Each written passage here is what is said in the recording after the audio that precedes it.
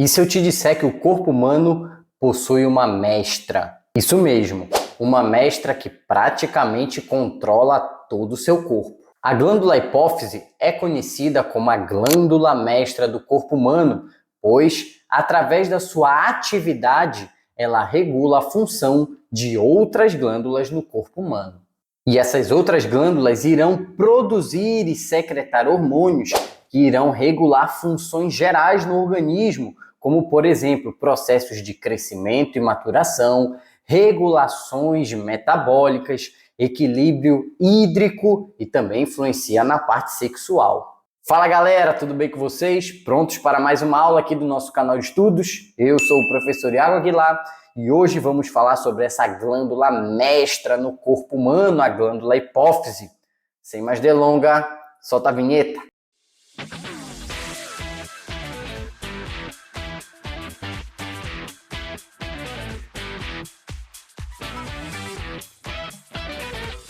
Muito bem, galera! Então vamos iniciar os nossos estudos sobre a glândula hipófise, tendo como foco principal duas características, já deixa anotado aí. Precisamos entender a sua anatomia e também os hormônios produzidos e secretados em cada parte dessa glândula, que nós vamos ver que tem algumas divisões e características específicas. Porém, vale sempre lembrar daquele lembrete do canal. Se você está procurando um bom material de estudos para te auxiliar aí nessa jornada inicial de anatomia, fisiologia, biologia, conheça o nosso material, resumido e direcionado para o seu aprendizado. Então, para facilitar sempre o seu aprendizado, aqueles slides bem didáticos aqui do canal. Vamos lá? Então vamos ao estudo da glândula hipófise, a glândula mestra do corpo humano. Então, para começar, a hipófise fica localizada aí aproximadamente numa região centro-inferior do nosso cérebro, tendo um tamanho muito pequeno, mas como nós já vamos ver, tendo uma função muito, mas muito importante dentro do corpo humano. Tanto é que ela se assemelha a um tamanho de um feijão, isso mesmo. A principal função, então, da nossa glândula hipófise é fazer a regulação da homeostase corporal. Se você viu a aula passada, inclusive vou deixar o link aqui no card sobre o hipotálamo, nós vimos que existe uma conexão entre essas regiões para justamente controlar a homeostase, ou seja, os estados de equilíbrio e normalidade de funcionamento do corpo humano. E ela vai conseguir fazer isso pois ela produz e secreta alguns hormônios que irão influenciar no funcionamento de outras glândulas por todo o corpo, além também de secretar alguns hormônios hipotalâmicos, como vamos ver. E um outro detalhe muito importante é o eixo hipotálamo-hipófise, que comentamos bastante na aula passada, que é um eixo que comunica a região do hipotálamo à região da hipófise. A região do hipotálamo que possui neurônios que produzem alguns hormônios e a própria hipófise que vai então ali secretar alguns hormônios hipotalâmicos e também produz os seus próprios hormônios em regiões específicas. Esse eixo é muito importante de regulação dos mecanismos de feedback, que é assim que o organismo regula a produção, liberação, secreção e inibição dos hormônios. Bom, então anota aí essas características que vamos descrever agora. Isso aqui é a cara do estudo da glândula hipófise. Então vamos começar com muita calma. Nós estamos aqui falando sobre a anatomia dessa glândula. Então a hipófise ela é dividida em duas partes principais que vão ter características e funções distintas. Então nós temos o chamado lobo anterior, também conhecido como adenohipófise, e o lobo posterior, também conhecido como neurohipófise. Principais diferenças dessas duas regiões. Na região da adenohipófise, ela é uma região responsável por produzir e secretar hormônios que irão regular a função de outras glândulas. Tanto é que nessa região possui um tecido glandular, ou seja, um tecido que é produtor e secretor de substâncias químicas. Já na região do lobo posterior, ou seja, lá na neurohipófise, ela é uma região que armazena e secreta os hormônios que são produzidos lá pelo hipotálamo. Então, por isso é muito importante entender esse eixo hipotálamo-hipófise, pois justamente o hipotálamo é que produz os hormônios e são armazenados nessa região do lobo posterior na neurohipófise. Essa então é uma região que é formada por tecido nervoso, pois ela recebe esses hormônios produzidos pelo hipotálamo. E quais são os hormônios produzidos em cada uma dessas partes da nossa glândula hipófise? Então vamos àquele esqueminha no passo a passo, porque tem alguns nomezinhos específicos, mas a gente vai aprendendo juntos. Vamos começar com os hormônios produzidos pelo lobo anterior, ou seja, a região da adenohipófise, que tem as células produtoras e secretoras de hormônios. Para ficar fácil, tem uma dica muito grande para ir lembrando desses hormônios, que eles são conhecidos como os hormônios tróficos, ou seja, que vão influenciar nessa regulação de outras glândulas. Vamos ao primeiro hormônio. Então nós temos o hormônio estimulador da tireoide ou tireotrófico. A principal função dele, então, é regular a função da glândula tireoide a produzir os seus hormônios que fazem regulação metabólica do organismo. Na região da adenohipófise, nós temos então células tireotróficas ou os tireotrofos, que são as células que produzem então o hormônio estimulador da tireoide. Um próximo hormônio é o hormônio adrenocorticotrófico.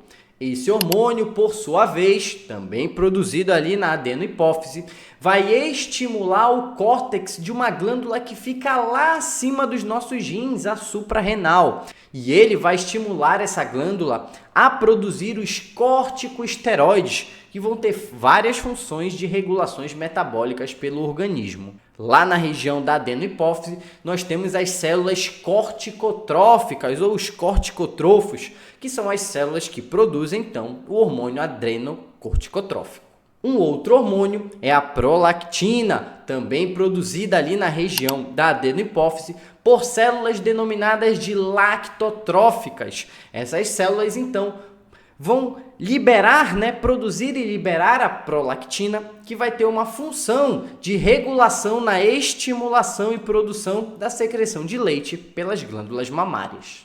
Esse aqui já é um hormônio muito famoso, o hormônio do crescimento, o GH, ou a somatotropina. Ela que vai estimular então aí a atividade de crescimento geral no nosso organismo e também participar de processos de regeneração celular. Lá na região da adenohipófise, nós temos as células somatotróficas ou os somatotrofos que produzem então o GH. E para fechar essa pancada de hormônios que a adenohipófise produz, nós temos o hormônio folículo estimulante e o hormônio luteinizante, produzidos pelas células gonadotróficas, que vão fazer regulação de várias funções biológicas, como, por exemplo, a estimulação da gametogênese, espermatozoide nos homens, os ovócitos nas mulheres, produção dos hormônios sexuais, estrógeno e testosterona,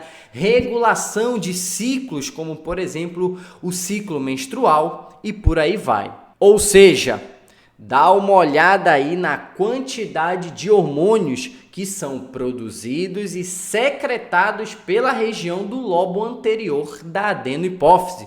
Vão regular diferentes funções, como, por exemplo, crescimento geral, ciclo menstrual, regulação metabólica do organismo, entre muitas outras funções. Ah, professor, mas aqui no slide está fácil de ver, está tudo tão organizado. Como é que eu vou fazer para lembrar disso depois? Muita calma. Nós, aqui do canal, somos gente boa pra caramba. Acesse o link aí na descrição que você consegue baixar esses slides de forma gratuita. E aí você vai ter o material e vai precisar só repetir várias vezes. E a região do lobo posterior, a região da neurohipófise.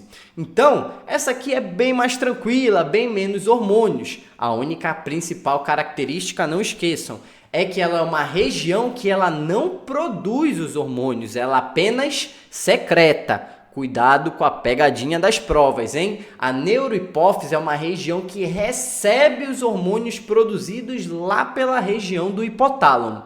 Vamos ver quais são esses hormônios produzidos no hipotálamo e secretados pela neurohipófise? O primeiro deles é a ocitocina, esse hormônio que vai estimular a contração do útero e a ejeção de leite ali pelas glândulas mamárias. E um outro hormônio muito importante é a vasopressina ou hormônio antidiurético. Ele que vai agir então ali na reabsorção de água pelos rins, também participar de algumas regulações iônicas que nós temos nesse órgão. Então, eu sei que são bastantes hormônios, muitas funções, muitos locais de regulação, mas assiste essa aula de novo, vai anotando os detalhes, que cada vez que você repetir vai ficando mais fácil de lembrar e fazer as associações dos hormônios com a região que ele vai estimular. E não deixe de continuar acompanhando as aulas do canal, pois nós vamos ver as glândulas específicas que sofrem a influência desses hormônios lá da hipófise e como que funciona toda essa regulação para o controle hormonal. Já falamos aqui no canal sobre os mecanismos de feedback hormonal, que nada mais são do que formas de regulação da produção e liberação de hormônios. Porém, o feedback hormonal pode ter dois tipos específicos, o conhecido feedback positivo e o feedback negativo. O feedback positivo é um mecanismo que amplifica ou intensifica a produção de hormônios em resposta a um estímulo. Esse tipo de feedback geralmente ocorre em situações que necessitam de uma resposta rápida e efetiva. Um exemplo seria a liberação de ocitocina durante o trabalho de parto. A pressão do bebê contra o colo do útero estimula a liberação de ocitocina. Esse hormônio, por sua vez, provoca contrações uterinas que aumentam ainda mais a pressão e resultam em mais liberação de ocitocina, ou seja, o ciclo irá continuar até o nascimento do bebê. Já o feedback negativo é um mecanismo que reduz ou inibe a produção de hormônios em resposta a níveis elevados de uma substância no corpo. Esse tipo de feedback, por sua vez, ajuda a manter a homeostase do corpo, ou seja, deixando o organismo em estado de normalidade e equilíbrio. Um exemplo é a regulação dos hormônios tireoidianos. Quando os níveis de hormônios da tireoide estão elevados, eles sinalizam a glândula hipófise e o hipotálamo para reduzir a produção do hormônio estimulador da tireoide, o TSH, e do hormônio liberador de tireotropina, o TRH, produzido pelo hipotálamo. Isso resulta em uma diminuição na produção dos hormônios da tireoide, mantendo assim os níveis dentro de uma faixa de normalidade.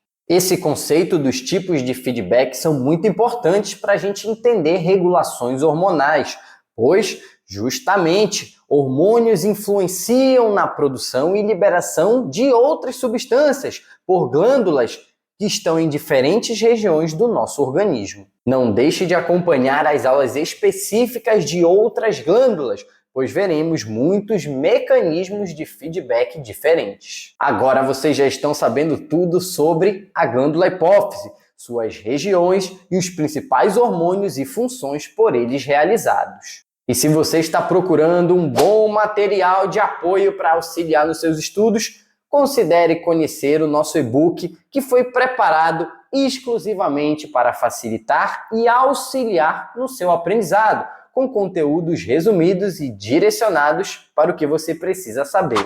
E não esqueça que os slides dessa aula podem ser baixados gratuitamente. O link está aí na descrição. Não esqueça de deixar aquele likeinho para fortalecer a aula, compartilhar com seus amigos essa videoaula e se inscrever no canal para não perder a continuidade dessa sequência de aulas. Qualquer dúvida, entre em contato através das nossas redes sociais. Será um prazer ter vocês com a gente. Aguardamos vocês na próxima aula.